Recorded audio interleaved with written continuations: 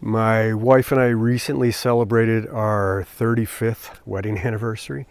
If you follow me on social media or Substack Notes or wherever, I'm all over the place. You know that we celebrated in Mexico, so we were in Puerto Vallarta. It was supposed to be roughly a week-long vacation, and the day before we were supposed to leave, an event happened in Mexico. I don't know if you've been keeping up with the news, but there was some cartel violence in reaction to something that the federal government had done. It was a military operation. I'm going to go into more detail about that in a future episode. I think I'll do a podcast episode about that. So I'm not going to go too deep into that, but it made our 1 week vacation turn into a 2 week vacation, and a very interesting one because of what was going on in Puerto Vallarta. A little tense, a little worrisome for a couple of days, but we pushed through it, got to the other side. But we wanted to make this one kind of a big celebration because, 35 years, that's a long time. We dated for about a year, and then we got married, and then we've been together for 35 years. It's kind of funny because we were walking down the street in Puerto Vallarta, and this guy he was on the side. I think he was selling some vacation activities or something like that. But he stopped us and he said, I just want to ask you a question. How long have you two been married? Because I guess because we're old. But we were walking arm in arm. So I had my arm and she was holding onto my arm. He said, because I don't see that very often. That's pretty rare. I bet you've been together for a while. We did 35 years. And so he was like, wow, 35 years. He said, what's the secret to that? And that is one of the secrets to it. It's like we are still, after all these years, very physically affectionate with each other. We spend a lot of time together. We enjoy doing things together, like traveling to Mexico. But we do more than that. So if you've been following my post and this newsletter, you know that every week we go on an all-day date. And so we go for a hike or we go skiing, but we spend the whole day together. Go out for lunch, go out for dinner and drinks, whatever. We like to go out and enjoy live music together. So she's my friend, right? So she's not just someone, that I was attracted to and dated and married, but she's also my friend. And we've been through a lot together. We've been through a lot.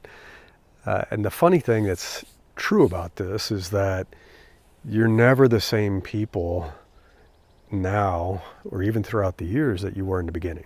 I think that's the mistake a lot of people make, is they fall in love with somebody and they don't want them to change, or they fall in love with somebody and they try to change them into what they want them to be. But the reality is you're going to grow and evolve, hopefully, and become very different people throughout the years. And will that be a process of you growing and evolving together or growing apart? Some people grow apart. Some people would rather spend time with other people and their friends than their spouse. We've never been like that. We have friends. My wife has a lot of friends. She does a lot of activities locally.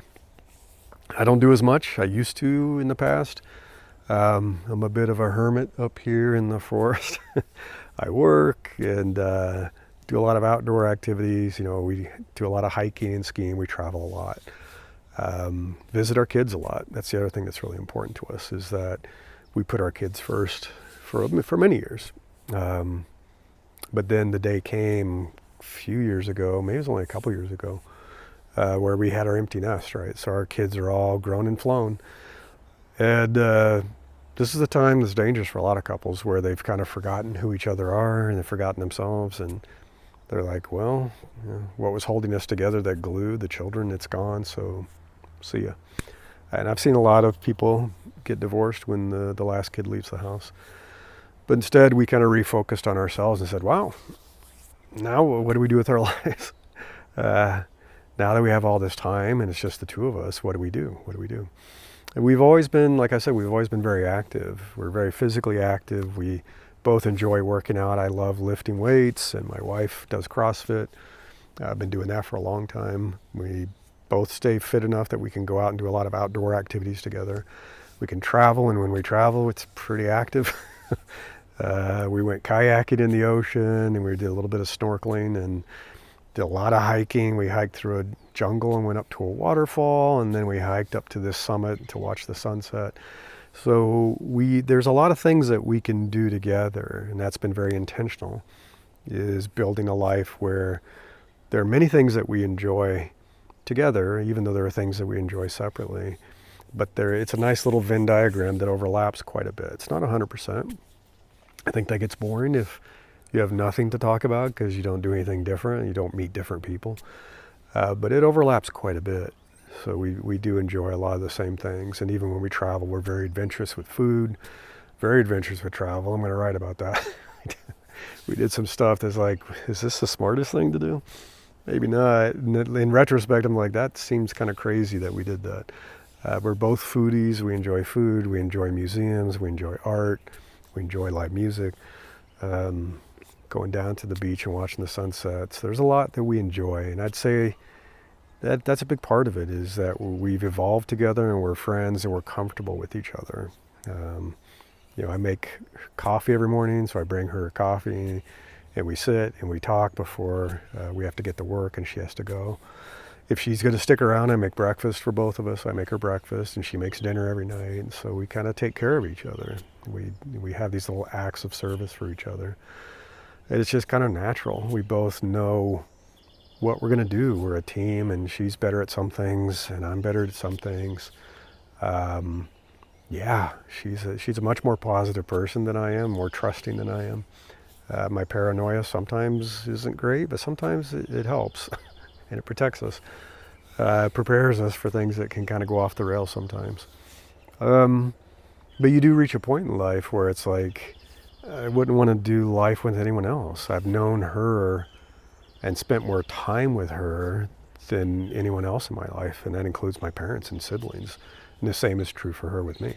It's like, so we're really kind of best friends. And at this point, it's like, I wouldn't want anyone else in my life. I find that baffling that people do. I can't imagine. There's a car going by. I'm going to wait a second. I can't imagine trying to introduce a new person into my life at this point. I'm not the most social person. I'm a little introverted. Okay, a lot introverted. I don't want someone in my life. I don't want a new person in my life. If something ever happened to us, God forbid, no way I would ever get remarried. It's just like, no thanks. I know what I like, and I know how I want my life to go, and it's either going to be with her or I'm going to be alone, right? That's just the way it's going to be. So yeah, we're stubborn. We are affectionate with each other even after all these years. We enjoy reading books in bed together, watching shows together. She's my friend. So it's been 35 years. And hopefully many, many more, if we take care of ourselves and our health holds out. We got a long road ahead of us, and we can continue to enjoy that. But I just wanted to share a little bit about that. I have more coming about the trip that I'll talk about later, because being involved in the center of kind of a cartel retaliation against the federal government was interesting, to say the least. That's my first that I've ever been in the middle of. Long story. Anyway, I'll share more about that in the podcast, and enjoy the rest of your week.